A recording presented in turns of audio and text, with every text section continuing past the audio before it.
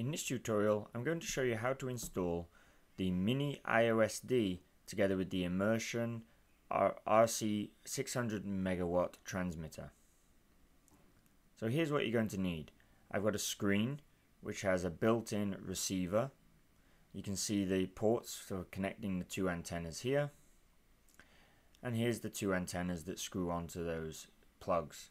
This also came with some video cables and also a cable for connecting the power. We'll come to that later. You're also going to need the mini iOSD from DJI.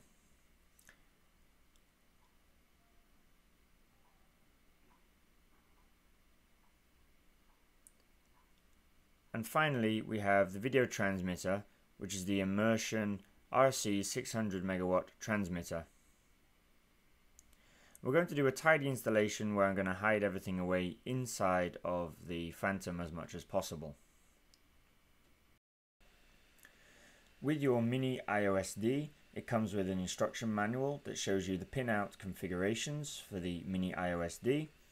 It also comes with a cable which we'll use for connecting up the power and video feeds, and the mini iOSD itself with a CAN bus plug on the end.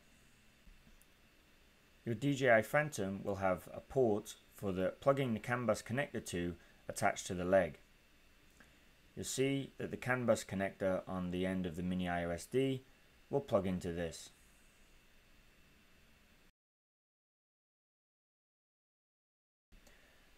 Next, we're going to open the DJI Phantom by removing the screws which hold the top on. I'm also going to remove my prop guards as I have them installed on my model. There's also then a small screw at the end of the arm which must also be removed before you can pop off the top. After all the screws are removed, the top can be taken off quite easily, and then you need to disconnect the ribbon cable which goes from the GPS to the Phantom main board.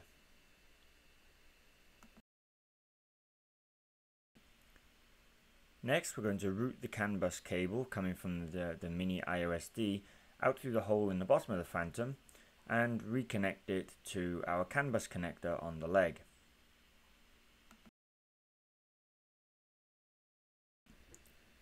Now we take our Immersion RC video transmitter board and we're going to fit this into the space that you can find to the right of the flight controller of the DJI Phantom. I've drilled a hole in the top of the DJI Phantom for the antenna to poke through.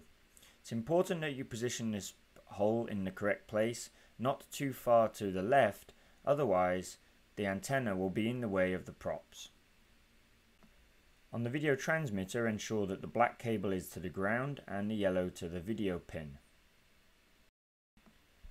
The red and brown cable that is already attached to the DJI Phantom will connect to the power in on the Immersion RC video transmitter. Here you can see I've soldered two wires onto the red and brown cables, and they are connected to the power input on the RC video transmitter. I've had to modify the connector slightly as my transmitter didn't come with the correct cable, so I've put my own header on there. Next, we take the yellow and brown cable that is connected to the Phantom, and we're going to solder that together with the yellow and brown cable that comes from the mini iOSD. Now everything is connected together. You can see we have the power input to our Immersion RC together with the video input which is coming from our mini iOSD. The yellow and brown video input cable for the mini iOSD is connected up to the cables which come on our Phantom. So now we have everything all soldered and connected together, we can hide it away inside of our DJI Phantom body so that we get a nice clean installation. So once you put the top back on, you can see everything is hidden away nicely. We just have our video transmitter antenna on show and also the cable from the mini iOSD to the CAN bus connector. You could remove the connector from the leg and hide this inside also if you want an even cleaner installation. I've had to cut a small slot for the cable to allow the battery pack to be inserted again.